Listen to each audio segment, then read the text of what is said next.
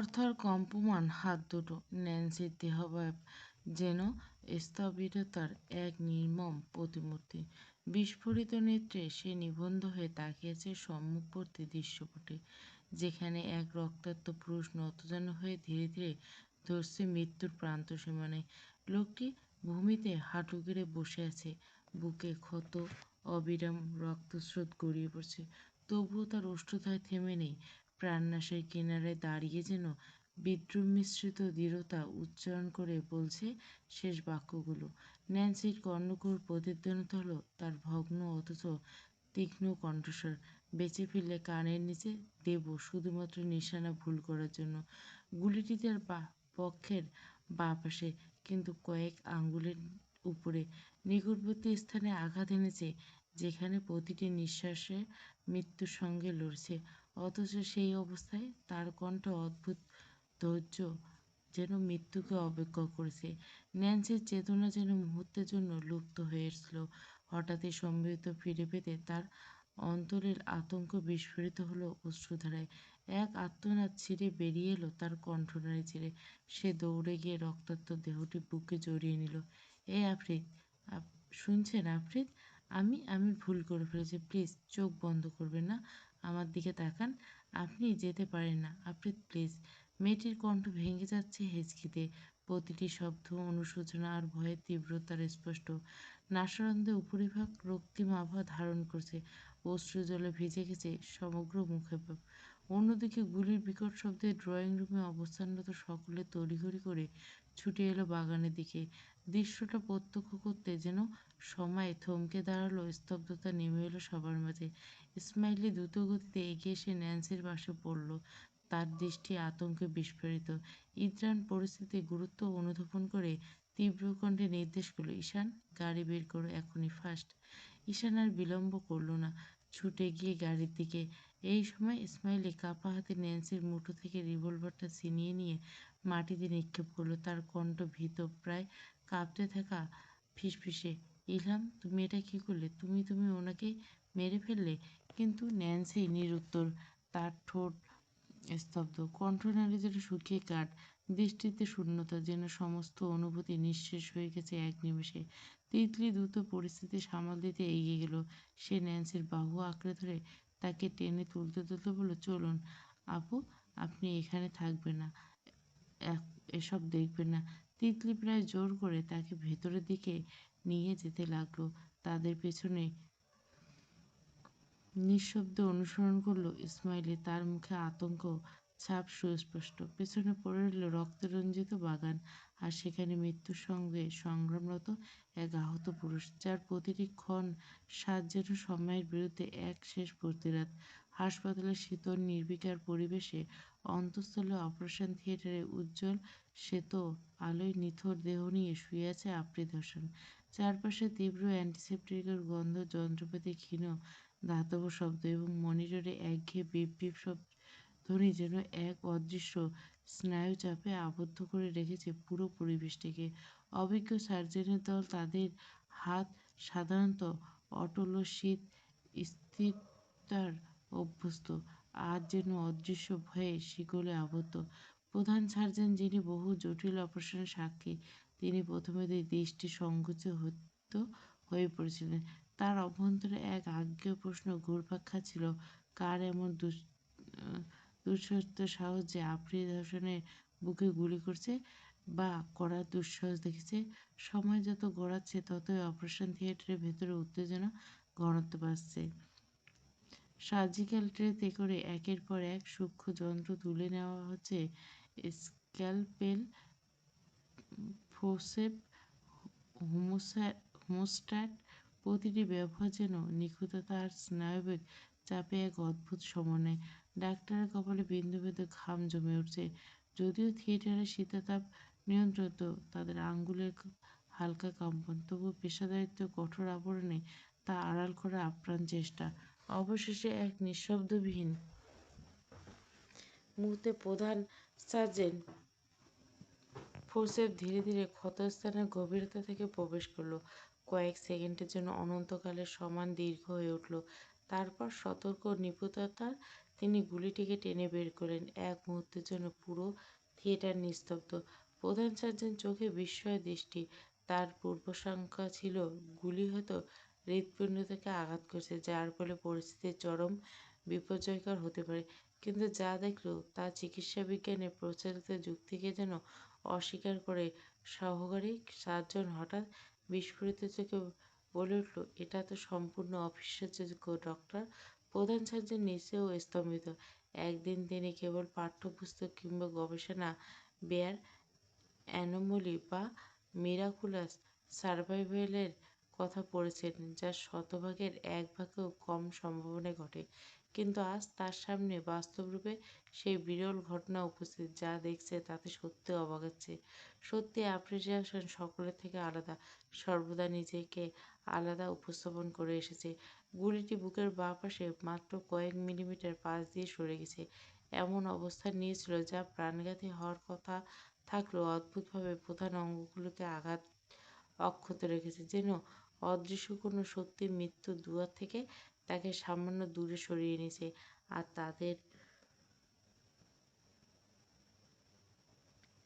আর আরও বেশি রহস্যময় ঘটনা ঘটেছে তাদের বাধ্য করেছে বিশ্বাস করতে। 2 ঘন্টা টানটান উত্তেজনার পর অবশেষে সমাপ্তির দিকে অগ্রসর হলো। সার্জেনের মুখে ক্লান্তির ছাপ, কিন্তু তার মাঝে এক অদ্ভুত স্বস্তি। অপারেশন থিয়েটারের বাইরে নির্বাক প্রতীক্ষায় দাঁড়িয়েছে মাইমুনা আহসান, ইদ্রান, ঈশান। রয়েছে অনেকগুলো গার্ড যারা বাইরে অপেক্ষা করছিল। ঈশান সবকিছু সামাল দিয়ে তবেই ভেতরে এসেছে। নয়তো বিজনেস টাইকুন আফ্রিদার সঙ্গে গুলিবিদ্ধ হয়েছে আর শত্রুরা সুযোগের সদ্ব্যবহার করবে না, তা কী করে হতে পারে? মাইমুনা এহসান অস্থির হচ্ছেন প্রথম সন্তানের জন্য। তার দৃষ্টি দরজার উপরে স্থির, অথচ চোখের গভীরে ঘূর্ণায়মান অস্থিরতা, ভয় আর অনিশ্চয়তা স্পষ্ট। আমার বেটাকে ওই অসভ্য মেয়েটা শেষ করতে উঠে পড়ে লেগেছে। আমি একবার পৌঁছে ছাড়ব না okay. I will kill you, Ilham. পুরো কথাটা শ্রবণ করলো ঈশান। কোনো রকম প্রতিউত্তর করল না। কেউ থুড়িই না কিছু করতে পারবে। ইলহাম, ন্যান্সি, অ্যাঞ্জেলিনা করলে একমাত্র আফ্রিদি আহসানে করবে। হঠাৎ অপারেশন থিয়েটারে দরজার উপরে লাল বাতিটা নিভে গেল। সময়ের স্থবিরতা যেন ভেঙে পড়ল। মাইমুনের বুকের ভেতরে ধুকপুক শব্দটা আরও তীব্র হয়ে উঠল। পরবর্তী মুহূর্তে কী সংবাদ অপেক্ষা করছে তা জানার জন্য তার সমগ্র অস্তিত্ব। ডক্টর বেরিয়ে এলেন, ভয়ে জর্জরিত কণ্ঠে বললেন, operation was successful, patient is out of danger now. ভোরের আগামেই সূর্য উঠেছে। নতুন দিনের আগাম বার্তা নিয়ে এসেছে সূর্যি মামা। নিজের অস্তিত্ব জানান দিতে প্রখর তাপ সরাচ্ছে। এই তো রাতের হিমশীতল আবহাওয়াকে বুড়ো আঙুল দেখিয়ে বলছে, আমি এসে গেছি, এবার তুই ফুট শালা। কেবিনে অন্তঃস্থ শুয়ে এক দৃষ্টিতে ছাদের দিকে চেয়ে আছে নিষ্ঠুর মানব। মোটা একটা স্থূলকায় সিগারেট ঠোঁটের গুজে ফুঁকে চলছে সে। কে বলবে কাল পর্যন্ত যে মৃত্যুর সঙ্গে পাঞ্জা লড়ছিল, সে এখন নির্লিপ্ত প্রশান্তিতে নিমগ্ন। এতই জ্ঞান দেওয়ার সাথে সাথে ডাক্তার হুমকি ধামকি দিয়ে বলেছে ডিসচার্জ পেপার রেডি করতে, নয়তো হসপিটালে হক খুঁজে পাবেন না কেউ। অগত্যা বাধ্য হয়ে ডাক্তার তাকে ডিসচার্জ দেবে বলে ঠিক করেছে। ঈশান ভেতরে এলো। আফ্রিদকে দেখা মাত্র উদ্বিগ্ন স্বরে জিজ্ঞাসা করলো, বস, আপনি ঠিক আছেন? আফ্রিদ পার্শ্ববর্তী নিক্ষেপ করে ঈশানের দিকে। কিছু একটা স্মৃতিতে উন্মেষিত হতে তার কণ্ঠস্বর গম্ভীর গর্জনময় হয়ে উঠল। এদিকে আয় তো ঈশান। ঈশান কোনোরূপ প্রশ্ন না করে আফ্রিদের সান্নিকটে গেল। বেডের কাছাকাছি থেকে আচম্বিত তার হাত খামচে ধরল আফ্রিদ। মুচড়ে ধরে হেসে বলল, এই হাতে তুই ওকে কোলে নিয়েছিলি, তাই না? হকচকিয়ে ঈশান আতঙ্কিত স্তম্ভিত হয়ে গেল। কিছুক্ষণের জন্য বাকরুদ্ধ হয়ে গেল। এই বুঝি তাকে ডেকেছে? যা বাবা, সে তো ফেঁসে গেল। এরূপ পরিস্থিতি আকস্মিক বিহ্বল হয়ে কাঁপা গলা বলল, বস, আমি তো ম্যামকে বাঁচাতে কোলে নিয়েছিলাম, বিশ্বাস করুন, আমার অন্য কোনো ইন্টেনশন ছিল না। আফ্রিদের চোখে ক্রোধের জ্বালায় প্রজ্বলিত অগ্নিশিখার মতো প্রখর হয়ে উঠল। কপালের শিরাগুলো নীলব স্ফীততায় স্পন্দিত। তীব্র ক্রোধ নিয়ে নিষ্প্রভ কণ্ঠে বলল, তবুও তুই কোলে নিয়েছিস। ঈশান বুঝে উঠতে পারল না কী করবে। পরিস্থিতি সামাল দিতে ব্যর্থ। অসংলগ্নভাবে বলল, বস বস, হাতে কিছু হলে তিতলি আমাকে বিয়ে করবে না। আফ্রিদ হঠাৎ তার হাতটা মুক্তি দিল। পুনরায় সিগারেট আসক্ত হয়ে ধোঁয়া নির্গত করতে করতে তাচ্ছিল্য স্বরে বলল, তোর ক্যারেক্টার এত ঢিলা কেন? ঈশানের ওষ্ঠদায় কিঞ্চিৎ ফাঁক হয়ে এল। বিস্ময় আর বিরক্তি মিশ্রণে অনিচ্ছাভাবে মুখ ফসকে ছেলেটা বলল, আপনি করলে রাসলীলা আর আমি করলে ক্যারেক্টার ঢিলা। এই কথাতে আফ্রিদের দৃষ্টি দহনশিখার ন্যায় প্রজ্বলিত হয়ে উঠল। পরিস্থিতির তীব্রতা অনুভব করতে ঈশান ছিটকে দূরে সরে গেল, নতুবা আফ্রিদ ক্রোধান্বিত হয়ে নিঃশেষ ধ্বংস করে দিবে। একবার উঠি, তারপর তোর হাত বডি থেকে আলাদা করব। হতাশ হলে ঈশান। প্রত্যুত্তরে বক্ষ হতে সেই হতাশাতপ্ত নিঃশ্বাসটুকু নির্গত হলো। আপন মনে বীরবল, বউয়ের হাতে গুলি খেয়ে শিক্ষা হলো না। ও কোথায়? ঈশান ঠিক বুঝল আফ্রিদ কার কথা জিজ্ঞাসা করলে। মৃদুস্বর বলল, ম্যামকে এখানে আসতে দেয়নি। বড় ম্যাডাম খুব রেগে আছেন বলে। ইলহাম ম্যাম খুব কান্নাকাটি করছিলেন। অচিরে হাসল আফ্রিদ। নির্ধারণ ভঙ্গিতে কপাল ঘেঁষে বলল, foolish women, I will not let you go so easily. তোমার তো লজ্জা হওয়া উচিত, শেমলেস গার্ল। কল্পনার কটাক্ষ করে বলা এক একটা মন্তব্য মুখ বুজে সহ্য করেছে ন্যান্সি। কোনরূপ প্রতিক্রিয়া দেখাচ্ছে না। দুপুর 2টায় ছুঁয়েছে। সে একটিবারের জন্য আফ্রিদকে দেখতে পায়নি। লোকটার অপারেশন হয়েছে, লোকটা এখনো ঠিকঠাক, কিন্তু তবুও নারী সুলভ সত্তা ভীত হয়েছে। যতক্ষণ না স্বচক্ষে লোকটাকে দেখবে ততক্ষণ তা প্রশমিত হবে না। ইসমাইলি একপাশে চুপ করে স্থবির ন্যায় দণ্ডায়মান। এই মহিলার বাচনভঙ্গি মোটেও পছন্দ হচ্ছে না। ন্যান্সির এহেন নির্লিপ্ত সহ্য হলো না কল্পনার। ক্রোধে উন্মত্ত হয়ে এক নাগাড়ে বলে যাচ্ছে, আজকে যদি আফ্রিদ ভাইয়ের কিছু হয়ে যেত, তবে গড নোস তুমি ওনাকে শেষ করতে আর কি কি করবে। এতক্ষণে প্রতিক্রিয়া দেখালো ন্যান্সি। শটান দাঁড়িয়ে পড়ল বিছানা ছেড়ে। কিছু একটা খুঁজতে উদ্যত হলো। তিতলি বুঝল না কি খুঁজতে চলছে নেচে। আকস্মাৎ সকলকে অত্যাচার্য করে বলে উঠল, কাঁচি কোথায় তিতলি? এই মহিলার জিভ খুব জ্বলে, আজ ওনার জিভ কেটে ফেলবো আমি। আমাকে কাঁচি এনে দাও এক্ষুনি। সর্বাঙ্গ অসাড় হয়ে গেল কল্পনার। দু হাতে মুখ চেপে ফেলল। এ মেয়ে বলে কি? স্বামী একবার হুমকি দেয়, স্ত্রী সোজা জিভ কাটতে চলে এসছে। এবার তো তাকে জিভ গোপন সিন্ধুকে লুকিয়ে রাখতে হবে। যখন প্রয়োজন দুটো কথা শুনিয়ে আবারও সিন্দুকবন্দি করে লুকিয়ে রাখবে। রুম জুড়ে পিনপত নীরবতা। নিস্তব্ধতার বুকে ছিঁড়ে মাঝে মধ্যে ভেসে আসছে ন্যান্সির উষ্ণ নিঃশ্বাস ছাড়ার শব্দ, যেন দহনলীলার আগ্নেয়গিরির অন্তর্নীল গর্জন।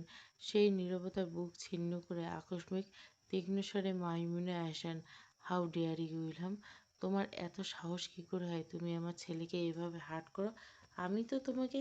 মাইমুনে আহসান এহেন অতর্কিত কাণ্ডে হু হু করে কেঁদে উঠল ন্যান্সি। আমি ইচ্ছে করে করিনি, আমার ভুল হয়ে গেছে। অভ্যন্তরে তুফান হচ্ছে ন্যান্সির, যার সমস্ত বাঁধ ভেঙে দিচ্ছে তার। হৃদয় ছিঁড়ে যাচ্ছে আফসোস আফসোস। কাকে বুঝাবে মনিকা? সে ভুল করে ফেলছে, খুব বড় ভুল করে ফেলছে। বাক্য সমাপ্ত হওয়ার পূর্বে বজ্রগতিতে সামনে এসে দাঁড়াল ঈশান।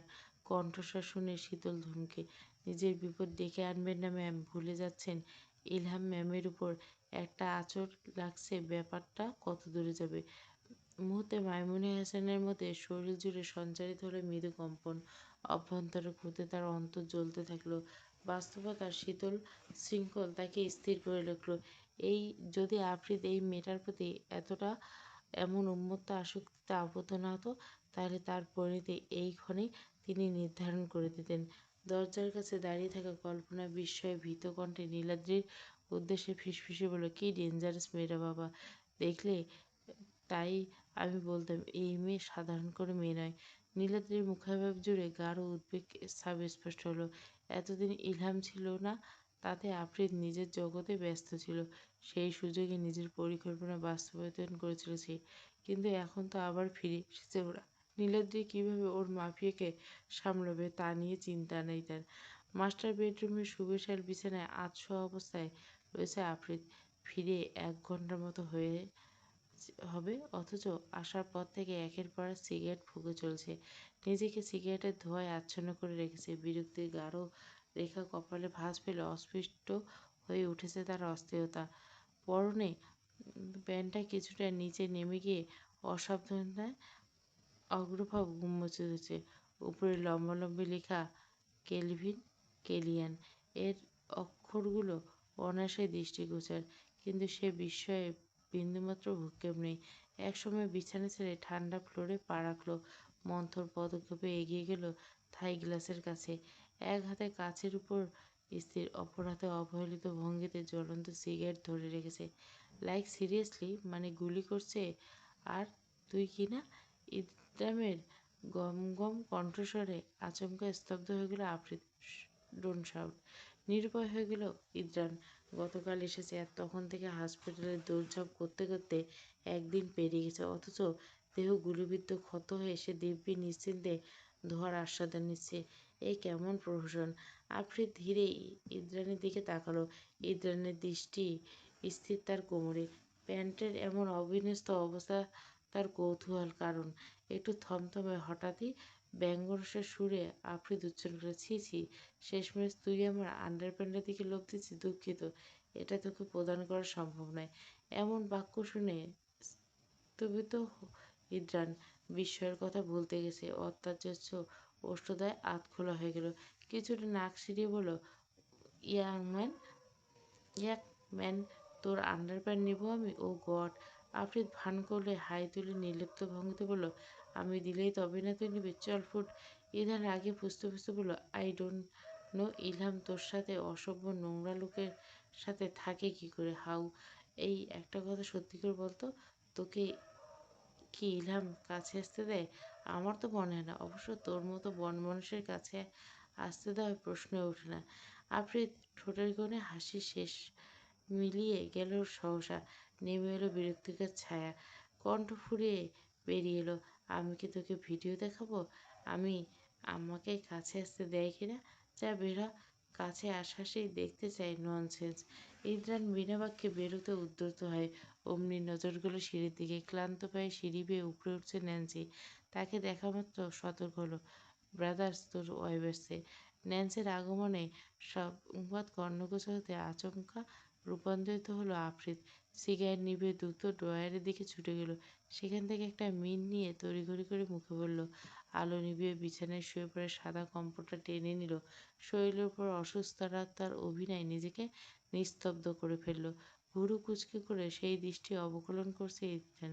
মুহূর্তের আগে যে ব্যক্তি নির্লজ্জ স্বাচ্ছন্দ্য সিগারেটের বিদঘুটে ধোঁয়া আস্বাদ করছিল, স্ত্রী আসার খবর পেয়ে সে যেন এখন রোগীর ভান করছে। মৃদু বিরক্তি নিয়ে মনে মনে উচ্চারণ করল, অভিনয় উস্তাদ এই মাফিয়া। চাহ, আ রুটম্যান। অন্ধকারে নিমজ্জিত ঘরটি নিস্তব্ধ আবরণ নেমে এসছে। জানলার ফাঁকে গলে আসা ক্ষীণ আলোয় রেখা মিশে গেছে গুমোট আধারের ভেতরে। বিছানার উপর উদাম গায়ে শুয়ে আছে আফ্রিদ, আর তার প্রশস্ত বুকের বাঁ পাশে সযত্নে জড়ানো ব্যান্ডেজের ফাঁক দিয়ে শুকনো রক্তের দাগ যেন অগ্নি পরীক্ষার সাক্ষ্য বহন করছে। গুলিটা শরীরে ছুঁয়ে থেকে তা বেরিয়ে গেছে, কিন্তু নান্সিকে অগাধ অপরাধে বোধে ভুগছে। কোনো প্রাণহানি ঘটেনি, কিন্তু যদি ঘটতো, এসব তার ব্যথা লাগে না যতটা ব্যথা লাগে তার জানকী বাচ্চা আঘাত পেলে। শুনি যে বউটা নাকি তার খুব কেঁদেছে, ভাবলেই তার বুকের ভিতর প্রশান্তির ঢেউ বয়ে যাচ্ছে। সাদা রঙের নরম কম্ফর্টটা গায়ে চাপা, অর্ধেক খসে পড়ছে বিছানার ধারে। সেই সাদা কাপড়ের ভাঁজে শুয়ে আছে অদৃশ্য এক বেদনা, এক অগোচর যন্ত্রণা। নিস্তরঙ্গ ঘরের বুক ভরা শূন্যতায় কেবল তার কাঁধের ওঠানামা আর হালকা শ্বাসের শব্দই প্রমাণ দিচ্ছে সে তার ক্লান্তি ভরা দেহের ধীরে ধীরে দরজাটা ঠেলে ভিতরে প্রবেশ করলেন ন্যান্সি। চোখ বন্ধ করে আফ্রিদকে শুয়ে থাকতে দেখল। তার ঠিক পিছনেই রয়েছে ইসমাইলি। ন্যান্সিকে এদিকে আসতে দেখে ভয় পেয়ে গেছে ইসমাইলি। আবার কেন এসেছে সেটাই বুঝতে পারছে না। লোকটাকে গুলি করে আবার তার কাছে কেন যাচ্ছে? মস্তিষ্ক জুড়ে হাজারটা প্রশ্ন ঘুরপাক খাচ্ছে। দরজার কাছে চুপ করে দাঁড়ালো ইসমাইলি। ন্যান্সি ছোট ছোট পা ফেলে ভেতরে ঢুকে যায়। বেডের কাছে গিয়ে বসলো। অসুস্থ লোকটা খুব গভীরভাবে অবলোকন করে চলেছে। কাপা আঙুলে ন্যান্সি যখন আলতো করে ছুঁয়ে দিল আফ্রিদের ব্যান্ডেজ বাঁধা বক্ষস্থল, নিস্তব্ধতার ভেতর দিয়ে এক অদ্ভুত শিহরণ ছড়িয়ে পড়ল। সেই স্পর্শের পর মুহূর্তে নিস্তরঙ্গ নীরবতা ভাঙল। ঝুড়িতে থাকা ক্যানটান হঠাৎ করে টানা সুরে ম্যাও ম্যাও করে উঠল। যেন অপ্রস্তুত মুহূর্তে অবাঞ্ছিত কোনো শব্দের মতো। অবচেতন দৃষ্টি থেকে চোখ সরিয়ে ন্যান্সি তাকালো বিড়ালের দিকে। তার চোখের ভেতরে ভয়, উদ্বেগ আর অদ্ভুত টানাপোড়েনের খেলা চলছিল। লোকটা ঘুম না ভেঙে যায় এই আশঙ্কা কাজ করছিল। এমন সময় আফ্রিদ অর্ধচেতন শরীরটা নড়েচড়ে উঠল। চোখ মেলে ধীরে ধীরে তাকালো সে। তার নিস্তেজ দৃষ্টির ভেতরে ভেসে উঠল অ্যাঞ্জেলিনার মুখ। এক পলকের জন্য সে ভুলে গেল ব্যথা, গুলির আঘাত। হ্যাঁ, ভুলবেই তো। বউ তার কেঁদে কেঁদে চোখ ফুলিয়ে ফেলছে। ভেতরে ভেতরে আনন্দ লাগে, ইস বোকা মেয়েটা। তার ক্ষীণ শক্তিহীন হাত এগিয়ে এসে ছুঁয়ে দিল ন্যান্সির গাল। সেই স্পষ্টে সারা শরীর হালকা কেঁপে উঠল মেয়েটার। গালে এক অচেনা আগুনের উত্তাপ ছড়িয়ে পড়ল। যেন আফ্রিদ আঙ্গুলে শুধু ছোঁয়া ছিল না, এক নীরব স্বীকারোক্তি, গভীরতম অনুভূতি। ন্যান্সি ফের আফ্রিদের মুখটা দেখে নীলাভ মণিজোড়া তার দিকে তাকিয়ে আছে। ন্যান্সি নিষ্প্রভ হয়ে আছে। তার কেন এত মায়া হয় আফ্রিদের জন্য? সে তো ভালোবাসে তাকে, কিন্তু স্বীকার করেনি কখনো। শুধু স্বামী বলে কি এতটা মায়া? ভালোবাসা? আফ্রিদ ভালোবাসার মানুষ নয়। সে একজন মাফিয়া, একজন নিষ্ঠুর পাষাণ্ড মানুষ, এক খারাপ লোক। তার জন্য মাফিয়া হওয়াটা বোকামি, তাই না? তাকে ভালোবাসা বোকামি না। আফ্রিদ ওষ্ঠ বাঁকিয়ে হেসে বলল, এসব গুলিতে আমার কিচ্ছু হবে না অ্যাঞ্জেলিনা। একটু থামে আফ্রিদ। ন্যান্সির হাতটা টেনে মুখের কাছে নিয়ে এলো। আলতো করে ঠোঁট ছুঁয়ে ফিসফিসে বলল, তোমার বোকা চোখের চাহনি আমার পাষণ্ড হৃদয় এপুর ওপর করে দেওয়ার ক্ষমতা রাখে বউ। ন্যান্সি মৃদু হাসলো। বউ ডাকলো আফ্রিদ। ব্যঙ্গ করে বলল, আমি গুলি করেছি আপনাকে। এত কিছুর পর এসব কথা বোকামি নয় আফ্রিদ হাসান। আপনার তো আমাকে মেরে ফেলা উচিত, তাই নয় কি? আফ্রিদ কম্পটা সরিয়ে দিল নিজের বুকে, আসতে বলে ইশারায়। উহ, একটু বোকামি নয় জানকী বাচ্চা। আমার অ্যাঞ্জেলিনা এখন স্ট্রং হয়ে গেছে, লড়তে শিখে গেছে, রিভলভার চালাতে শিখেছে। এটা তো একটা গুড পয়েন্ট। ন্যান্সি নির্বিকার দৃষ্টিতে তাকালো আফ্রিদের দিকে। বাট আফসোস, নিশানা ঠিকঠাক করতে পারেনি। দু হাতে আচমকা মুখ ঢেকে হাউমাউ করে কেঁদে উঠলেন ন্যান্সি। এক নাগাড়ে বিড়বিড় করে আওড়ালো, আমি ইচ্ছে করে করিনি। আপনি ধমক দিয়েছেন বলে ভুলবশত, আই এম সরি। আমার খুব ভুল হয়ে গেছে। থেমে থেমে এক একটা বাক্য বলেছে রমণী। ঠোঁটে বৃদ্ধা আঙুল চেপে হাসি চাপতে চেষ্টা করছে মনস্টার মাফিয়া। কাঁদছিস কেন তুই? ন্যান্সি হিকড়ে কেঁদে কেঁদে বলল, যদি যদি গুলিটা আপনার হার্টে গুলিটা লাগতো, তখন আমি কি করতাম আফ্রিদ? আফ্রিদ হালকা হেসে ন্যান্সির হাতটা টেনে বুকের উপর রাখলো। ন্যান্সি আঁতকে উঠে ব্যান্ডেজের উপর হাত দেখে, কি করছেন? ব্যথা পাবেন তো? আফ্রিদ উচ্ছ্বাসিত কণ্ঠে বলে ওঠে, স্পন্দন অনুভব করতে পারছিস? ন্যান্সির শুষ্ক ঢোক গেল। সত্যি তো অনুভব করতে পারছে না তার স্পন্দন। বিস্মিত কণ্ঠে বলল, আপনার স্পন্দন? আমি ফিল পাচ্ছি না। আফ্রিদ মন্থর গতিতে হাতটা ডান দিকে নিয়ে চেপে ধরে বলল, এবার? ন্যান্সি অনুভব করলো কিছুটা স্ফীত আবার মিলিয়ে যাচ্ছে। ভেতরে উৎকণ্ঠার সূক্ষ্ম উদ্বেগটুকু দূর করতে তড়িৎ কান পাতল বুকের ডান দিকে। হ্যাঁ, শুনতে পাচ্ছে স্পন্দন। মেয়েটা বিস্ময়ের ভেতর ফেলে অস্ফুট স্বরে বলে, এটা এটা কীভাবে সম্ভব আফ্রিদ? আপনার স্পন্দন? হালকা হাসলো আফ্রিদ। ন্যান্সির গাল ছুঁয়ে ফের বলে, ডেক্সট্রোকার্ডিয়া। প্রশ্নবিদ্ধ নয়নে চেয়ে আছে কন্যা। অর্থ ধরতে পারল না তার ছোট্ট মস্তিষ্ক। আফ্রিদ সাবলীল গলায় বলতে লাগলো, ডেক্সট্রোকার্ডিয়া, এটা সাধারণত অনেকে রোগ বলে, কিন্তু আসলে এটা জন্মগত শারীরিক সমস্যা। পৃথিবীতে খুব অল্প কিছু মানুষের হৃদয় বুকের ডান পাশে থাকে। এই অবস্থায় চিকিৎসা বিজ্ঞানে ডেক্সট্রোকার্ডিয়া নামে পরিচিত। সাধারণ মানুষের হৃৎপিণ্ড স্বাভাবিকভাবে বুকের বাঁ পাশে থাকে, কিন্তু আমার হৃৎপিণ্ড অস্বাভাবিকভাবে বুকের ডান দিকে। এটা বিরল ঘটনা। পৃথিবীর 1,00,000 লোকের জন্য মধ্যে একজন, মানে শতকরা 0.01% খুঁজে পাওয়া সম্ভব। সেই বিরল মানুষের তালিকায় আমিও একজন, আফ্রিদ হাসান। এটা আমার জন্মগত শারীরিক সমস্যা। কিছু মানুষের ক্ষেত্রে শুধু হৃদয় নয়, শরীরের অন্যান্য অঙ্গগুলো উল্টো দিকে থাকে। এই অবস্থাকে বলা হয় সিটুস ইনভার্সাস। কিন্তু আমার ক্ষেত্রে তা নয়। আমার শরীরে সব কিছু স্বাভাবিক, কিন্তু হৃদয়টা যেন নিয়ম ভেঙে ডান পাশে গিয়ে বসেছে। এতক্ষণ যাবৎ আদর্শ শ্রোতার ন্যায় কথাগুলো শুনেছি। চোখ দুটি টলটল করছে তার। ধীরে ধীরে হাত পা ছুঁয়ে যাচ্ছে তার বুকের ডান দিক। কাঁপা কাঁপা গলা বলল, এখানে আপনার হৃদয়? আফ্রিদ মুচকি এসে সেই হাতটা স্পর্শ করল। আমার হৃদয় এখানে নেই, আমার হৃদয় সামনে থাকা মেয়েটা। ন্যান্সি নাক টানল। ভাগ্য আফ্রিদ হাসান সহায় ছিল বলে লোকটা বেঁচে গেল, নয়তো কী হতে পারত ভাবতে অন্তর্নীল ভয়ে সেদিয়ে গেছে। আফ্রিদ এবার বিরক্ত করে বলল, এবার কি বুকে আসবি? নেন্সি নড়চড়ে উঠল। আফ্রিদ হাত দুটো মেলে বুকে ডাকছে তাকে। মেয়েটা একটু সময় ধীরে ধীরে বুকের দিকে এগিয়ে গেল। দরজার কাছে দাঁড়িয়ে থেকে ইসমাইলি ফ্যাল করে তাকিয়েছে। ভেতরের কথাগুলো শুনতে পাচ্ছে না, এত আস্তে আস্তে কথা বলছে তারা। কিন্তু চোখ দুটো বড় বড় হয়ে গেল। ইলহাম একজন পুরুষের বুকে চলে যায়। আচ্ছা, তারা কি গার্লফ্রেন্ড বয়ফ্রেন্ড নাকি হাজব্যান্ড ওয়াইফ? যদি হাজব্যান্ড ওয়াইফ হয় তাহলে সে কেন স্পেনে থাকাকালীন বলেছিল তার বয়ফ্রেন্ড আছে? বলতেই তো পারতো সে বিবাহিত। আচ্ছা, যদি হাজব্যান্ড বা বয়ফ্রেন্ড হয়ে থাকে তাহলে কেন ইলহাম গুলি করলো তাকে? কারো কাঁধে স্পর্শ পেয়ে হকচকে গেল ইসমাইলি। ইদ্রান দাঁড়িয়েছে, গম্ভীর কণ্ঠে বলল, এখানে কি করছো? ইসমাইলি আমতা আমতা করে বলল, আমি দেখছি ইলহাম এখানে করছে। আচ্ছা চাম, এখানে এসব কি হচ্ছে? ওই লোকটা কি হয় ইলহামের? ইদ্রাম এক পলক ভেতরে উঁকি দিয়ে তারপর আলতো করে দরজাটা টেনে বন্ধ করে দিল। দরজা টেনে দিতে ওটা অটোমেটিক লক হয়ে গেল। আপাতত পাসওয়ার্ড বা ফিঙ্গারপ্রিন্ট ছাড়া খুলবে না। ইসমাইলের হাতটা শক্ত করে ধরে বলল, ওরা একে অপরের কী হয় সেটা বোঝার মতো বুদ্ধি তোমার হয়নি। ইসমাইলি ড্যাব ড্যাব করে চেয়ে রইল ইদ্রানের দিকে। সে বুঝবে না মানেটা কি? ইসমাইলিকে টেনে নিয়ে যেতে লাগলো ইদ্রান। সোফায় গাঢ় আবরণে আতশোয়া ভঙ্গিতে বসে আছে ইদ্রান। ঠোঁটের কোণে এক তাচ্ছিল্য শানিত রেখা।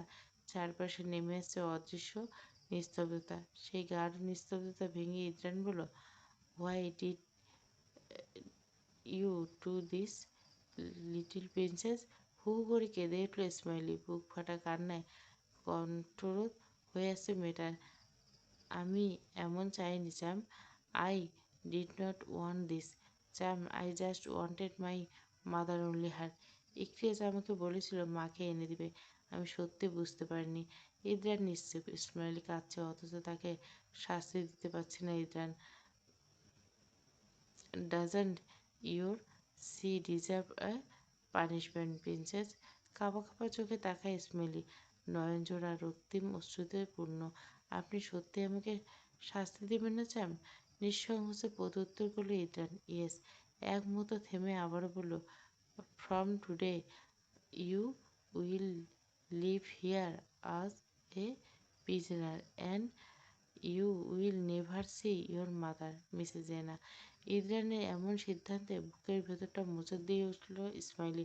রুখে দাঁড়ালো তৎক্ষণাৎ। প্লিজ চার্ম, এমন করবেন না। আমি আমার মাকে দেখতে চাই।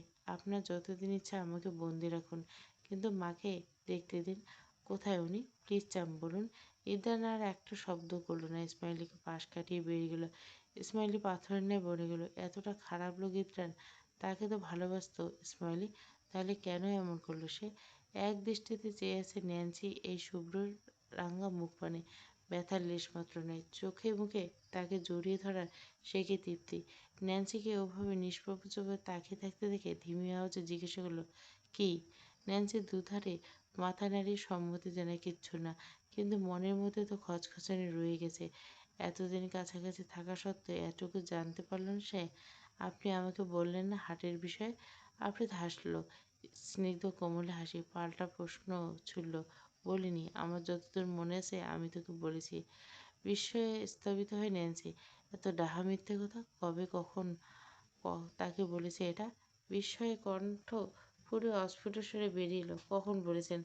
আফ্রিদ নাক টিপে ধরে রমণী হাস্যরেখা প্রস্ফুটিত হয়ে অদর দুটিতে বিদ্রুপাত্মক কণ্ঠে বলে, মনে করে বল। বললেই তবেই না মনে পড়ব? ন্যান্সি সরু চোখে চাইতে আফ্রিদ বলল, আমি কিন্তু স্পেন থাকাকালীন বলেছিলাম গুলি করলে বাঁ দিকে করবি।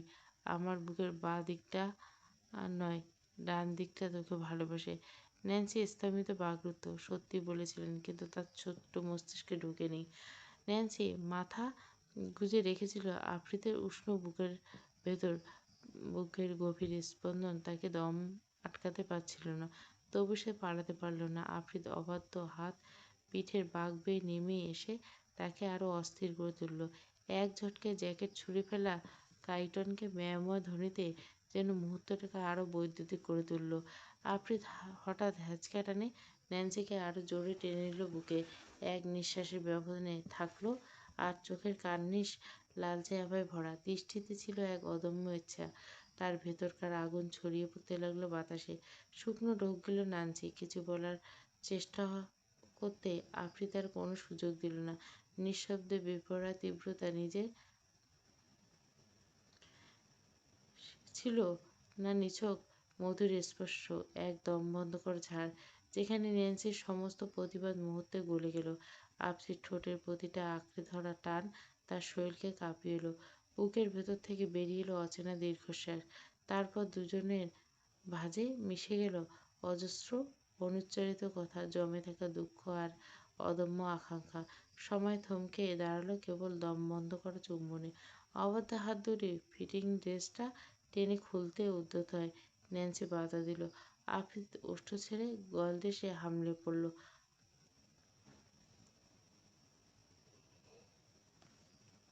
আফ্রিদ বেপরোয়া স্পর্শে মুচড়ে যায় মেয়েটা। আফ্রিদ থামে না। এদিকে তার বাঁ পাশে বাঁধা ব্যান্ডেজ লাল হয়ে আছে, রক্ত বেরোচ্ছে। চোখ দুটো বড় হয়ে এলো ন্যান্সির। বিস্ময়ভূত স্বরে বলল, আফ্রিদ, রক্ত? আফ্রিদ? আফ্রিদ যেন শুনতেই পাচ্ছে না। আফ্রিদ চুমুতে চুমুতে অস্থির করে তুলে ন্যান্সিকে। এদিকে বাস্কেট থেকে কাইটের নিচে পড়ে গেল। ন্যান্সি চমকে উঠল।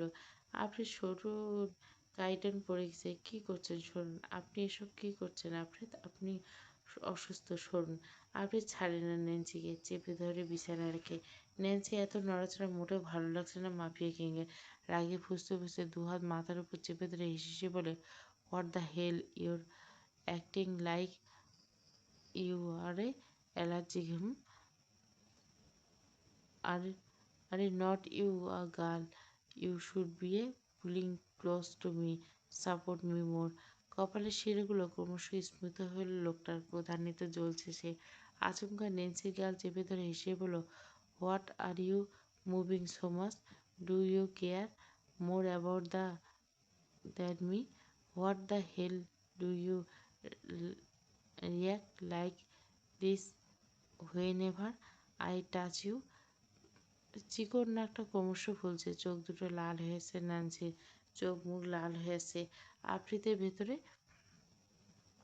রাগ পানি হয়ে গেল। দু গালে টুপ টুপ করে চুমু দেয়া আদুরি গলা বলল, সরি সোনা বাচ্চা, কি আর বকবো না, রাগ করে না, একটু ভালোবেসে যান বাচ্চা, এত রাগ করিস না, sorry sorry, please let me hold and pamper my little Janaki. অন্ধকারে ঘেরা নিস্তব্ধ রুমটা হঠাৎ যেন উত্তপ্ততার অগ্নিশিখে জ্বলে উঠল। আফ্রিদ আর ন্যান্সি দুজনের নিঃশ্বাস মিলে গড়ে তুলল এক অজানা ছন্দ, যা দেওয়ালে দেওয়ালে ধাক্কা খেয়ে আরো তীব্র হয়ে উঠছিল। আফ্রিদের চোখে কোনো নিয়ম নেই, নেই কোনো শৃঙ্খলা, আছে কেবল এক অদম্য আকাঙ্ক্ষা। ন্যান্সি তার সমস্ত প্রতিবাদ ভুলে আঁকড়ে ধরল আফ্রিদের উন্মুক্ত পিঠ, নখের আঁচড়, নিঃশ্বাসের ভারে কণ্ঠের অস্ফুটিত গঙ্গানি মুহূর্তগুলো আরো উন্মাদ হয়ে উঠল। আফ্রিদের ঠোঁট কখন নান্সির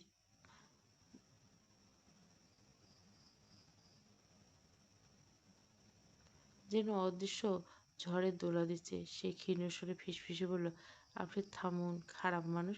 কিন্তু আফ্রিদের উত্তর এলো দীর্ঘশ্বাস, নিঃশ্বাসে ভেসে আসা শব্দ। স্মিত স্বরে বলল, আজকে খারাপ থাকি, কাল থেকে তোর ভদ্র আফ্রিদ হব। নান্সি প্রতিবাদ জানাতে মুখ খুলতে আফ্রিদ শক্ত হাতে তার ঠোঁট চেপে ধরল। সেই হাতে মুহূর্তের মধ্যে একের পর এক কামড় বসিয়ে দিল ন্যান্সি, যেন যন্ত্রণার ভিতরে খুঁজে নিচ্ছে নিজের মুক্তি। আফ্রিদ গভীর স্পর্শগুলো সইতে হিমশিম খাবে বলে কি ন্যান্সির মুখটা হাত দিয়ে চেপে ধরছে আফ্রিদ? তবু দুজনের দেহে লেপ্টে রইল একাকার হয়ে। উষ্ণতার স্রোতে ভেসে গেল দুজনের নিঃশ্বাসের স্নিগ্ধ স্পন্দন। রমণীর চক্ষুদ্বয় ক্রমশ সংকুচিত হয়ে গেল। আবেশের ঘন আবরণে আচ্ছন্ন দৃষ্টি। তবু নীরব অশ্রুবিন্দু ধীর গতিতে গড়িয়ে পড়ছিল কার্নিশ বেয়ে। মন্থর ভঙ্গিতে পুরুষটি তার মুখাবয়ব গিব্রার বাঘ হতে সম্মুখ উত্তোলন করল। দৃষ্টি সম্মিলনে এক স্তব অদ্ভুত স্থবিরতা, কম্পমান উষ্ণতায় পুনরায় নিবিড় সংযোগে আবদ্ধ হল ক্ষণস্থান, এবং তীব্র অনুরণনে ভরপুর গভীর এক একে অতঃপর বিচ্ছিন্নতা। ন্যান্সির কোমল হাতে স্পর্শ করল আফ্রিদের বুকের ডান পাশ। এখানেই তো তোর হৃদয়। এতক্ষণ যাবৎ লোকটার অস্থির উন্মত্ততা, সহিষ্ণুতা সঙ্গে সহ্য করে এসেছে ন্যান্সি। অথচ আফ্রিদের মধ্যে কোনো বিরাম চিহ্ন নেই। সে যেন একাগ্র নির্মগ্নতায় স্পর্শে আবদ্ধ। অন্তিম মুহূর্তে অমনি ব্যথাতুর চাহনিতে ওই নীলাভ মণিজোড়া তাকালো কন্যা। খামচে ধরল তার কাঁধ। নরম চামড়া ভেদ করে মাংস নখে গেঁথে গেল। অথচ তাতে আফ্রিদের ভাবান্তর নেই। শেষবারের মতো কপালে পার্শ্ববর্তী বালিশ শির স্পর্শন করল। ন্যান্সি নির্বিকার। নিজেকে সংবরণ করে প্রস্থান করে উদ্যত হলো ফ্রেশ হওয়ার অজুহাতে। কিন্তু অবাধ্য উদ্ধত পুরুষটি তাকে অবকাশ দিল না। আকস্মিক টানে পুনরায় আলিঙ্গনে আবদ্ধ করে দৃঢ় বাহুবেষ্টনে আটকে ফেলল সম্পূর্ণভাবে। বিস্ময়ে স্তব্ধ হলো কন্যা। ছাড়ুন আমায়। প্রত্যুত্তর নীরবতা, বরং আলিঙ্গনের দৃঢ়তা বৃদ্ধি পেল। চক্ষু মুদিত অবস্থায় নিষ্প্রিয় স্বরে উচ্চারিত হল, পরে। সংযত ক্রোধে উত্তপ্ত হলো কন্যা। নাসারন্ধ্রে স্ফীত, কণ্ঠে বিরক্ত কম্পন। আমি শাওন নিব, ছাড়ুন। আফ্রিদের পুনরুক্তি, পরে। ন্যান্সির অন্তঃস্থলে ক্ষোভ দাউ দাউ করে প্রজ্বলিত হলো। দৃষ্টিতে দহন, অভিব্যক্তি স্পষ্ট প্রতিবাদ। অথচ আফ্রিদ নির্লিপ্ত। সে মুখভাগ বক্ষের সঙ্গে নিবিড়ভাবে চেপে ধরে আচ্ছাদন বিস্তার করল। কম্পটার আড়ালে নিজের সাথে মিশিয়ে নিল কন্যাকে। মেয়েটি অনুধাবন করল এই মুহূর্তে মুক্তি দুর্লভ। পুরুষটি একগুঁয়ে আধিপত্য, সে সম্পূর্ণরূপে আবদ্ধ। স্পেন, বার্সেলোনা রজনীর নিবিড় আবরণে হঠাৎ যেন এক হিমশীতল নৈশব্দের অন্ধকার গহ্বরে নগরী স্পন্দন স্তব্ধ। দুজন পুলিশ অপরাধ দমনচেষ্টায় দৃঢ় স্তম্ভ আজ রক্তের স্রোতে ভেসে গেল। কে করছে, কিভাবে করছে, তার কোনো উত্তর নেই। নিঃশব্দ অদৃশ্য হাতের কাণ্ড। এই হত্যাকাণ্ড ঘটিয়ে গেছে কেউ, কিন্তু কে করেছে সেটা বুঝতে বাকি নেই। আর 5টা লাশের মতো এটারও গায়ে ঈগলের ট্যাটু লেপটে দেওয়া আছে। লুফি স্যার এলেন। ইদ্রার নামটি উচ্চারিত হলে সাহসিক অহংকার চূর্ণবিচূর্ণ হয়ে যায়। হৃৎস্পন্দন ব্যতিব্যস্ত হয়ে ওঠে এক অজানা পুনরায় কুটিলের প্রজ্ঞা অদৃশ্য কৌশল আবরণে আচ্ছন্ন হয়েছে। সে অধরা মিলিয়ে গেছে অতল অন্ধকারে। ইকরিয়াস অন্তঃস্থলে যেন দহনশিখে প্রজ্বলিত। মস্তিষ্কের ক্রোধের প্রলয়ঘণ্টি শিরায় শিরায় প্রক্ষোভের বিশ্ববাষ্প। এত নিখুঁত পরিকল্পনা, এত সুদৃঢ় জাল বিস্তার করে সবকিছু উপহাস করে। কোনো অজ্ঞের শক্তির ইঙ্গিত। ইন্দ্রাণ তার মুঠো ফসকে মুক্তি পেল। না না দিবাং, এটা মেনে নিতে পারছি না। How this is possible. বিক্ষুব্ধ উৎকণ্ঠতায় নিজ কেশমঞ্জরি মুষ্টিবদ্ধ করে আকর্ষণ করেছে ইকরিয়াস। তার চক্ষুদের রক্তব্য, শ্বাস-প্রশ্বাসের উৎকণ্ঠিত দহন, চারিদিকে নিস্তব্ধতার আবরণ। অথচ সেই নীরবতার অন্তরালে যেন প্রতিধ্বনিত হচ্ছে অজানা কোনো বিপর্যয়, অশুভ সংকেত। দিবং শীতল সংযমে আবৃত থেকে ঘটনাস্থলে প্রতিটি সূক্ষ্ম পর্যবেক্ষণ আবিষ্ট করছে। কোথাও কি লুকিয়েছে কোনো সূক্ষ্ম প্রমাণচিহ্ন? ইতিমধ্যে তদন্ত প্রক্রিয়া ত্বরান্বিত করে আহূত হচ্ছে। আর দুজন দক্ষ অফিসার তবু রহস্যজনক জটিল গন্ধে বিন্দুমাত্র শিথিল হয়নি। হঠাৎ পাথরের মতো দীপ্যমান এক ক্ষুদ্র বস্তু দৃষ্টিগোচর হলো। একটা আংটি, নিশ্চয় কোনো নারীর হাতে আংটি, কিন্তু তার উপর ললিত রক্তের ছাপ সেই কোমলতাকে রূপান্তরিত করছে এক ভয়ালের প্রতীক। স্যার, এটা দেখুন। দিবাঙ্গের নরম স্বর, কিন্তু তার মধ্যে লুকিয়ে থাকা তীব্রতা উপেক্ষা নয়। ইকরিয়াস ধীর পদে অগ্রসর হলো, যেন প্রতিটি পদক্ষেপ তার চেতনার উপর আরও ভার আরোপ করছে। দিবং প্রসারিত হস্ত হতে আংটি হাতে নিয়ে তার অন্তঃকরণে এক অদ্ভুত শৈত্য সঞ্চারিত হলো। অত্যন্ত পরিচিত, অতিশয় সন্নিকটে, কিন্তু অসংগত, অসম্ভব। রক্তলোলিত সেই আংটিটি যেন অতীতের কোনো গোপন অধ্যায়ে উন্মোচিত হুমকি দিচ্ছে। ইকরিয়াস মস্তিষ্কে চিন্তা প্রবাহ হঠাৎ স্তব্ধ। যুক্তিবোধ সবকিছু যেন শূন্যতায় বিলীন হয়ে এ কেমন প্রহেলিকা, এ কেমন নির্মল পরিবেশ। এটি তো না, এটি হর্নে বাংলাদেশ। এদিকে মঞ্জিলে বিশাল ডাইনিং টেবিলে আয়োজিত করা হয়েছে ব্রেকফাস্ট। সুচতুর সার্ভেন্টরা নিঃশব্দে পদচারণে একের পর এক খাবারগুলো, ডিশগুলো নিয়ে আসছে। গত রাতে অশ্রুসিক্ত ছিল ইসমাইলি। তার মাতৃহারা ব্যথা মিসেস অ্যানার অনুপস্থিতি তাকে করে তুলছে ভেঙে পড়া এক কোমল সত্তা। আর সে নিঃশব্দে বসে আছে সারিবদ্ধ চেয়ারে। তার সঙ্গে উপস্থিত মাইমুনে এহসান, সাব্বির, নীলাদ্রি, কল্পনা, ইদ্রান প্রত্যেকে যেন নিজস্ব চিন্তার মধ্যে আবদ্ধ। প্রভাতের সূচনা লগ্নে আফ্রিদ নির্দেশে ঈশান আর ইভান বেরিয়ে গেছিল কোথাও। তা একটা তাদের পদচারণ যেন অনাগত ঘটনার পূর্বাভাস বহন করে। অন্যদিকে নিদ্রাভঙ্গের পর ন্যান্সির অনুপস্থিতি আফ্রিদের চিত্তে বিরক্তিত প্রস্ফুটিত প্রজ্বলিত হলো। তুই বউয়ের মতো থাকবি, তুই কেন পাখির মতো এদিক ওদিক ঘুরে বেড়াবি? অধীরতায় উচ্চারিত এই বাক্য তার অন্তর্নিহিত অস্থিরতাকে প্রফুল্লিত করল। বিছানা ত্যাগ করে নিজে সজ্জিত করল আফ্রিদ। কালো নীল রঙের টি শার্ট আর কৃষ্ণবর্ণের ট্রাউজার আবৃত তার ব্যক্তিগত স্পষ্ট পুরুষালী দৃঢ়তা। এলোমেলো কুঞ্চিত কেশরাশির সামনে সে যখন অগ্রসর হলো ড্রয়িং রুমের দিকে, উপস্থিত সকলের দৃষ্টি তার দিকে নিবদ্ধ হলো ক্ষণিকের জন্য। ন্যান্সি কিচেন থেকে সবে বেরিয়ে এসেছে। অনেকদিন পর শাড়ি পরেছে ন্যান্সি। এখানে আসার পর একদিনও শাড়ি পরা হয়নি। আর বিয়ের দিনও শাড়ি পরেনি, লেহেঙ্গা পরেছিল। সিঁড়ির অন্তিম বিপদে এসে আচমকা স্তব্ধ হয়ে যায় আফ্রিদের পদচারণ। দৃষ্টি আবির্ভূত হয় শাড়ি পরিহিত রমণীর মাধুর্য আর দৃঢ় পুরুষালী সত্তাকে এক মুহূর্তে যেন কাঁপিয়ে তোলে সূক্ষ্ম কম্পনে। ন্যান্সি আজ হালকা গোলাপি রঙের শিফন শাড়ি পরেছে। পাতলা পাড়তের ভাঁজে ভাঁজে দুলছে হাওয়া। এর সাথে চোখে পড়ছে সুন্দর এমব্রয়ডারি খেলা আঁচলের সাদা ঢেউ খেলানো, গলায় ভারী নেকলেস, কানে ঝুলছে ছোট দুল। খোলা কেশরাশি দীর্ঘ স্রোতের ন্যায় পৃষ্ঠদেশে নেমে পড়ছে। আর তার কৃষ্ণবর্ণ দীপ্ত যেন রাতের আবরণকে ম্লান করে দিচ্ছে। চক্ষুদ্বয় আঁকা গাঢ় কাজল আর অপবৃত কিছু দৃষ্টি গভীরতা যেন আজ আরো অধিক মাদকতায় আকৃষ্ট। আফ্রিদের আসনে অন্তর্কোষে হঠাৎ সঞ্চারিত হলো এক অজ্ঞের কম্পন। হৃৎস্পন্দন অনিয়ন্ত্রিত দুরু দুরু তালে বেজে উঠল বক্ষ ঘোরের অন্তঃতল। তার এই অপ্রত্যাশিত স্থবিত ন্যান্সির দৃষ্টিগোচরতে সে বিস্ফোরিত নয়নে গোলাকার চাহনিতে মিশে থাকে প্রশ্ন আর কৌতূহল। দুজনের দৃষ্টি এক অদৃশ্য সেতুবন্ধনে আবদ্ধ হলো। সময় যেন এক মুহূর্তের জন্য স্থির হয়ে গেল। আফ্রিদের মুখোমুখি ভেসে ওঠে এক অসহায় অভিব্যক্তি। নিজেকে যেন সে আর চিনে উঠতে পারছে না। অন্তর্গত অস্থিরতাকে আড়াল করে নীরবে মনের গভীরে নিজেকে কঠোর ভাষায় তিরস্কার করে বলে উঠল, এই ক্ষণিকের দৃষ্টি বিনিময় মনে মনে আচ্ছা করে গালি দিল, মাতারি রে, তুই ভীষণ চালাক হয়ে গেছিস।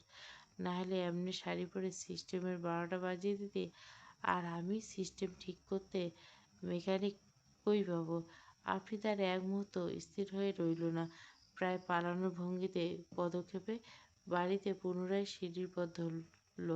তার দেহমুদ্রণ কাঁপমান, অন্তর্গত স্নায়ুপ্রবাহ যেন অস্থিরতা বয়ে তুলল। স্টোভ হস্তে এলোমেলো ড্রয়ার খুলে বের করলো ডিজিটাল ব্লাড প্রেশার মেশিনটা বের করলো। প্রেশার ফল করছে মাফিয়া কিংয়ের। ভাবা যায় এ কি ভ্রম নাকি নির্মম বাস্তব? যে ব্যক্তি মৃত্যুর ছায়াকে তুচ্ছ-তাচ্ছিল্য করে, সে আজ নিজ হৃৎস্পন্দন কাছে পরাজয়। ইস, এই নারী আমাকে শেষ করে দিবে একদিন। এতক্ষণে ক্ষোভে নিজেকে অভিশাপ দিল। তবু হৃৎপিণ্ডের অপরিত স্পন্দন তখনও বক্ষ পিঞ্জর ভেদ করে বেরিয়ে আসতে উদ্গ্রীব। কিছুক্ষণ নিজেকে সংযত করে মানসিক স্থিতি পুনরুদ্ধারের ব্যর্থ প্রচেষ্টা পুনরায় নেমে এলো। মাফিয়া কিং, আসেন একটু গল্প করি। ইদ্রান ডাকে ঘোর কাটে। ইসমাইলি মুগ্ধ নয়নে দেখছে এই পুরুষকে। একটা পুরুষ ঠিক কতটা সুদর্শন হতে পারে তার জ্বলজ্যান্ত প্রমাণ হচ্ছে আফ্রিদ হাসান। তার সৌন্দর্যে ঝলসে যাচ্ছে ইসমাইলি। ইদ্রান তো আফ্রিদের সমকক্ষ হওয়ার যোগ্যই নয়। ইদ্রান তার পাশে বড্ড বেমানান লাগে। ন্যান্সি চুপচাপ গিয়ে ইসমাইলির পাশে বসলো। ইসমাইলি আর চোখে দেখে ন্যান্সিকে। আফ্রিদ গিয়ে চেয়ার টেনে ইদ্রানের ডান দিকে বসলো। নীলাদ্র চওড় হেসে বলল, হঠাৎ বাংলাদেশে কেন ইদ্রান ভাইয়া? সাব্বির রুটির টুকরো মুখে পুরে বলল, হ্যাঁ, সেটা তো বললেই না ইদ্রান ভাইয়া। ইদ্রান সুপের বাটি রেখে ঠোঁটটা মুছে বলল, এসেছে হানিমুনে। ওই যে আমার বিউটিফুল ওয়াইফ। সাব্বির আর নীলাদ্রি দুজনে ইসমাইলিকে দেখলো। ন্যান্সি ফিক করে হেসে ফেলল। আফ্রিদ বিরক্ত করে বলল, তোর বউ আর তুই দুজনে কাফনের কাপড় পরে রেডি রাখ। আমার বাড়িতে হানিমুন করতে আসায় তোদের কবর উপহার দিব। দৃষ্টি তীক্ষ্ণ দৃষ্টিতে তাকালো ইদ্রান। ন্যান্সি ফ্যাল করে তাকিয়ে দেখে আফ্রিদ আর ইদ্রানের কর্মকাণ্ড। শেষমেশ রাত চুপ থাকতেই পারল না, মৃদুস্বরে বলল, আপনারা একে অপরে কি হন? ইদ্রান কিছু করার আগে আফ্রিদ বলল, ও আমার খাস শত্রু, ওকে মারতে পারলে শান্তি লাগতো। ইদ্রান বাঁকা হেসে বলল, রাইট, আমার একে অপরের শত্রু। ন্যান্সি ক্ষিপ্ত হলো, আমি কি বোকা? আমার মুখে লিখে আছে আমি বোকা? শত্রুরা একই বাড়িতে থাকছে, যত সব কল্পনা। ন্যান্সির উদ্দেশ্যে বলে উঠল, সব জানো হাজব্যান্ডের ব্যাপারে, এটা জানো না কে বন্ধু কে শত্রু? ন্যান্সি বুঝতে বাকি নেই যে আফ্রিদ আর ইদ্রান দুজনে বন্ধু। ইদ্রানের ঘাড়ে ট্যাটু আছে, তার মানে সে আগন্তুকের হয়ে কাজ করে। তাহলে তো আফ্রিদও সেই আগন্তুককে চিনে থাকবে। মস্তিষ্ক সবগুলো প্রশ্ন ঝট পাকিয়ে গেল। ইসমাইলি চুপচাপ বসে আছে, তাকে খেতে না দেখে ন্যান্সি মৃদুস্বরে বলল, কী হলো ইসমাইলি, খাচ্ছ না কেন? ইসমাইলি চোখ গরম করে তাকালো ন্যান্সির দিকে। কথা বলবে না তুমি আমার সাথে? এলাম। ইসমাইলের রাগের কারণটা ধরতে না পেরে একটু সময় লাগলো না ন্যান্সির। ইসমাইলি সহ্য করতে পারছে না ন্যান্সিকে। প্রথমত সে বলেনি যে প্রথম থেকে ইদ্রানকে চিনত, তার সাথে তাদের সম্পর্ক আছে। উল্টো তাকে মিথ্যে বলছে। তার মানে আমেরিকার ফ্লাইট থেকে স্পেনে যাওয়া অবধি যা যা হয়েছে সব মিথ্যে। মিথ্যে বলছে ন্যান্সি। খাওয়া ছেড়ে উঠে দাঁড়ালো ইসমাইলি। ন্যান্সি হতাশ হলো, মনক্ষুণ্ণ হলো মেয়েটার। তারও আর খাওয়া হলো না শেষমেশ। ইসমাইলি উপরে চলে যেতে যেতে দেখলো তিতলি উপর থেকে নিচে আসছে। একটু আগে তাকে উপরে যেতে দেখেছিল ইসমাইলি। শোনো। ইসমাইলের কথায় থামলো তিতলি। স্বভাবসুলভ হাস্যোজ্জ্বল মুখে বলল, জি শুনুন। ইসমাইলি আর চোখে একজন ডাইনিং টেবিলে দৃষ্টি বুলে ফের বলল, আচ্ছা ইলাম কি হয় এইবারে? আর আফ্রিদি হাসান ওনার বা কী হয়? ইসমাইলি কথায় ফিক করে হেসে উঠল তিতলি। ভুরু কুঁচকে নিল ইসমাইলি। তুমি হাসছো কেন? আমি হাসির কথা তো বললাম না। তিতলি চনমনে বলল, আরে আপনি জানেন না ইলহাম আপু আফ্রিদ ভাইয়ের কী হয়? সেটা শুনে এই অবাক হলাম। যাই হোক, ইলহাম ন্যান্সি অ্যাঞ্জেলা হচ্ছে এই রাজ্যের রানী, আফ্রিদ ভাইয়ের প্রাণ, আফ্রিদ ভাইয়ের বিবাহিত স্ত্রী, ওনার জানকী বাচ্চা। মেয়েলি ওষ্ঠযুগল হয়ে এলো ইসমাইলি। অবিশ্বাস্য নয়নে আবারও ফিরে তাকালো ন্যান্সির যাওয়ার পরে। নিষিদ্ধ স্নিগ্ধ আবরণে ছাদের প্রান্তে পাশাপাশি দাঁড়িয়েছে ন্যান্সি আর ইসমাইলি। আকাশের নক্ষত্র ক্ষীণ আলোকের রশ্মি। ন্যান্সির দৃষ্টি বারংবার গিয়ে স্থির হচ্ছে ইসমাইলের মুখোভাগ। তার অন্তঃকথায় দ্বিধা, অপরাধবোধ আর গোপন ভাব যেন চাহনির গভীরতায় প্রতিফলিত। সরি ইসমাইলি, তোমার কাছে অনেক কিছু গোপন করে রেখেছি। ইসমাইলি অধরে ফুটে এক তীক্ষ্ণ তাচ্ছিল্য রেখা। তুমি এই মহলের রানী, এহসান মঞ্জিল আফ্রিদ হাসানের স্ত্রী, অথচ সেই তুমি একের পর এক মিথ্যের জাল বুনে চলেছ। তুমি তো ওই কলেজের ছাত্রী ছিলে না, তবে কেন এই প্রতারণা? আর চার্ম তাকে কি তুমি পূর্ব পরিচিত ছিল? ন্যান্সি দীর্ঘশ্বাস ত্যাগ করলেন, যেন বুকের অন্তঃস্থলে জমে থাকা ভার লাঘব করার এক ব্যর্থ প্রয়াস। সব বলছি। ইসমাইলি দৃষ্টি তীক্ষ্ণ, প্রতিটা কথা গ্রাস করতে প্রস্তুত। ন্যান্সি মৃদু হাসল, একটা ক্লান্ত বেদনাময় হাসি। আমি সবসময় ছিলাম একেবারে সাধারণ একটা ছোট্ট বেকারিতে কাজ করতাম। হঠাৎ একদিন রাস্তায় আফ্রিদকে দেখেছিলাম, সেখান থেকে সব কিছু সূত্রপাত। ইসমাইলের ভ্রুকুটি গভীরতা। মানে আফ্রিদ হাসান আমার প্রতি এক অদম্য আসক্তি আবিষ্ট হয়ে জোরপূর্বক বিয়ে করে মঞ্জিলে রানীর আসন দেয়। সবই তারও ইচ্ছার প্রতিফলন। সবাই তাকে ভয় পায়। সে ভয় পায় আমার রাগকে, আমার কষ্ট, আমার কান্নাকে। আমাকে আঘাত করার সাহস কেউ পেলে সেই যন্ত্রণাকে সে নিজের বুকে ধারণ করে। ইসমাইলি সংশয়ে ভুরু গুছিয়ে পুনরায় প্রশ্ন করল, তাহলে স্পেনে যাওয়া আর চান তাকে কীভাবে চিনলে? ন্যান্সির অধরে আবার অস্পষ্ট হয়ে উঠল। তোমার চান মানে ইদ্রান ভাইয়া? তাকে আমি চিনতাম না। চিনে আফ্রিদ।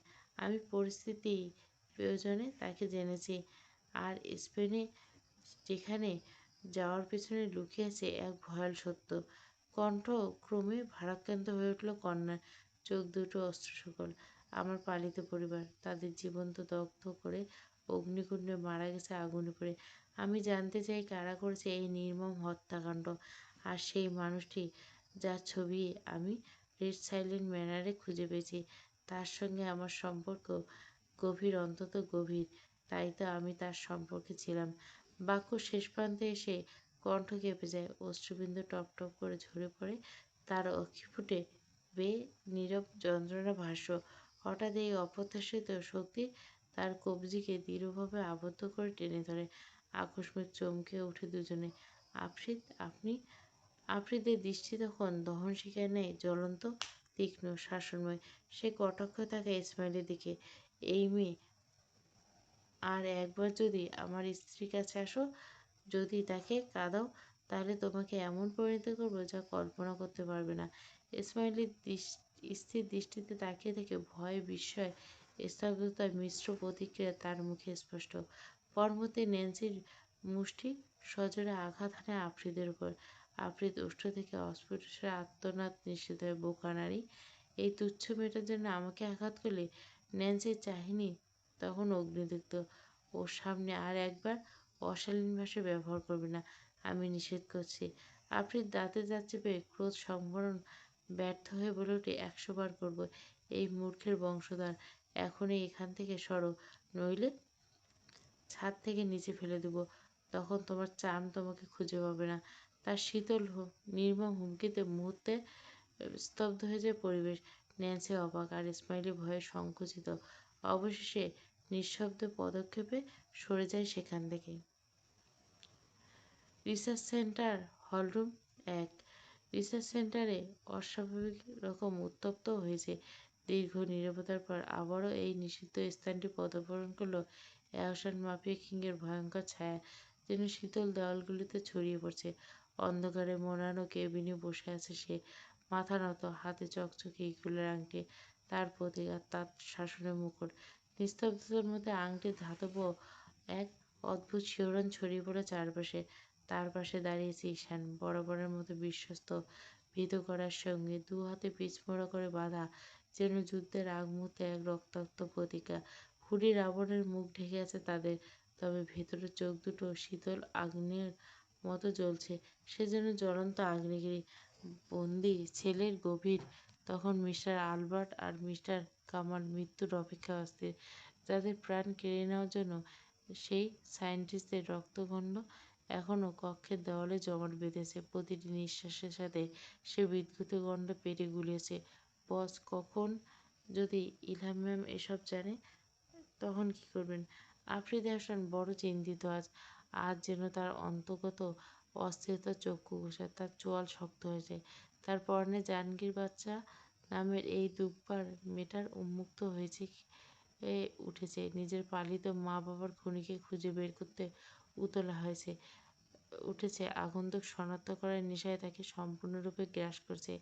আঙুলের ফাঁকে রাখে মার্বেলটা এদিক ওদিক ঘুরিয়ে দেখছে আফ্রিদ। আকস্মিক হেসে বলল, ও চায় ওর ফ্যামিলির খুনিকে বের করতে। Okay fine.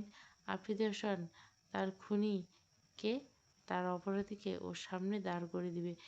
ইমানের কপালে তৎক্ষণাৎ সূক্ষ্মবাদ, সংশয় মিশ্রিত কণ্ঠস্বরে, কিন্তু বস, সেটা কী করে সম্ভব? আপনি কীভাবে? আমি নয়। আফ্রিদের ঠোঁটের কোণে ধীরে ধীরে বিকৃত পৈশাচিক এক হাসি প্রস্ফুটিত হয়। আফ্রিদ কাউকে ইশারা করতে মুখে কাপড় বাঁধা একটা লোক নিয়ে আসা হলো কেবিন থেকে। লোকটাকে চিনে আফ্রিদ। বিস্ময়ভূত হয়ে কণ্ঠে ফুঁড়ে বেরিয়ে এলো, বস, এটা তো পৃথ্বী ম্যামের ফ্রেন্ড। আফ্রিদের ঠোঁটের কোণে অন্ধকারাচ্ছন্ন বাঁকা হাসি ফুটে, ইয়েস, পৃথ্বী। মুখ থেকে কাপড়টা টেনে খুলে ফেলালো। নিজের সামনে স্বয়ং আফ্রিদ হাসানকে দেখে গায়ের লোম খাড়া হয়ে গেল পৃথ্বীর। পিঠের শিরদাঁড়া বেয়ে শীতল স্রোত বয়ে গেল। আতঙ্ক গ্রাস করলো তাকে। প্লিজ ছেড়ে দিন আমায়, দয়া করুন, ছেড়ে দিন আমায়। পৃথ্বীর কথা শুনল আফ্রিদ। হুইস্কির বোতলটা হাতে নিল।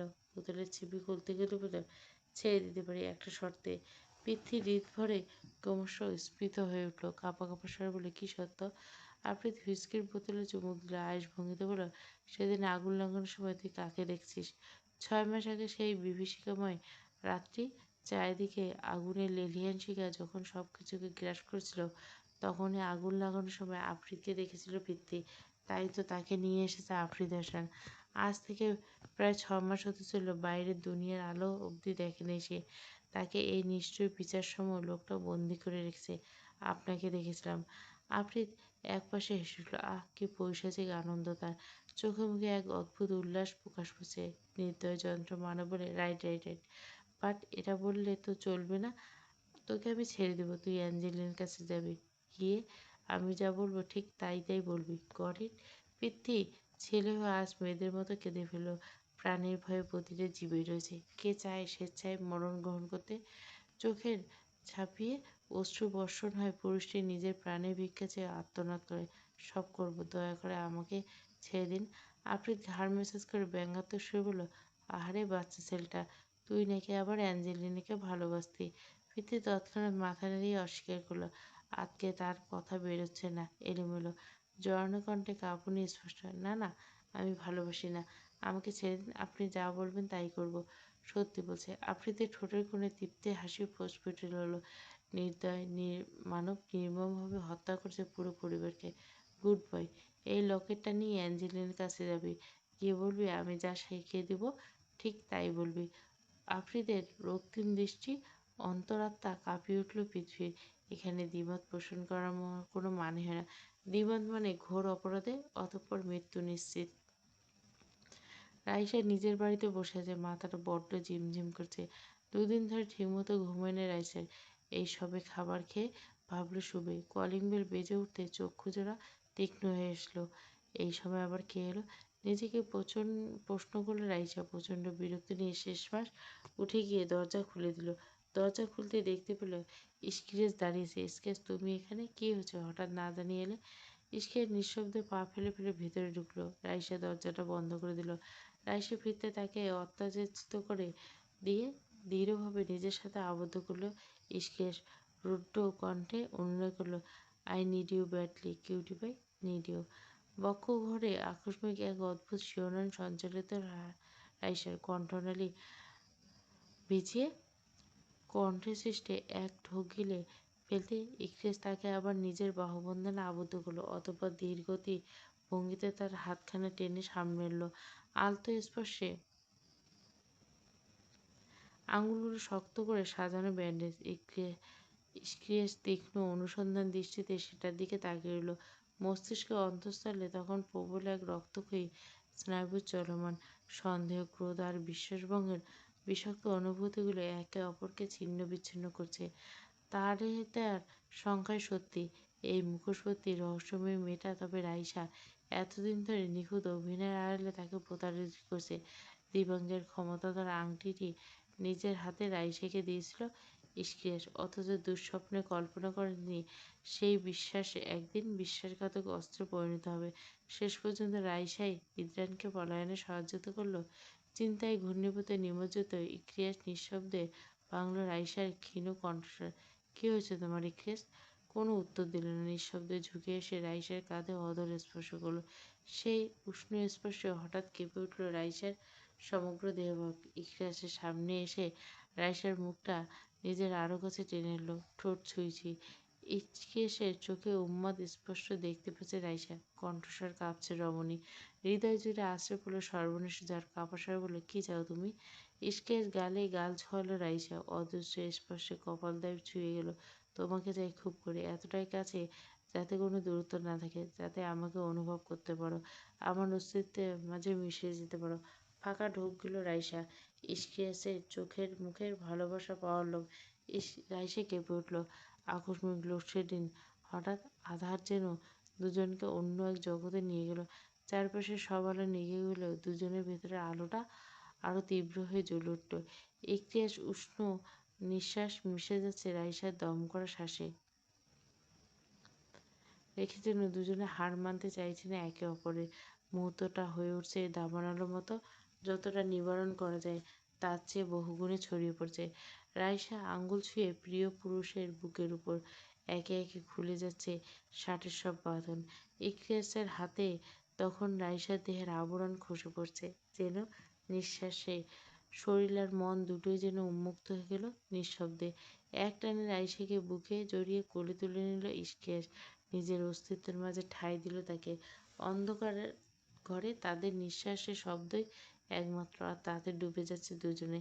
রাইসা অস্ফুট গঙ্গানি ভেঙে দিল নীরবতাকে। আর সেই শব্দ ইক্রেস গভীরভাবে তাকে নিজের অস্তিত্বের ভেতরে বন্দি করে ফেলল। নিঃশ্বাসে নিঃশ্বাসে মিলে দেহ হয় একাকার, এক নিষিদ্ধ। 15 কপি কপে উঠল রাইসা। বাহিরে রাতের নিস্তব্ধতা ক্রমেই গভীর হয়ে উঠছে। চাঁদ মেঘের আড়ালে লুকিয়ে চারপাশে ঢেকে গেছে অদৃশ্য গোপনীয়তার চাদরে। অথচ ভেতরে দুজন মানুষ ডুবে যাচ্ছে এক নিষিদ্ধ প্রণয়ের ঘূর্ণিপাতে।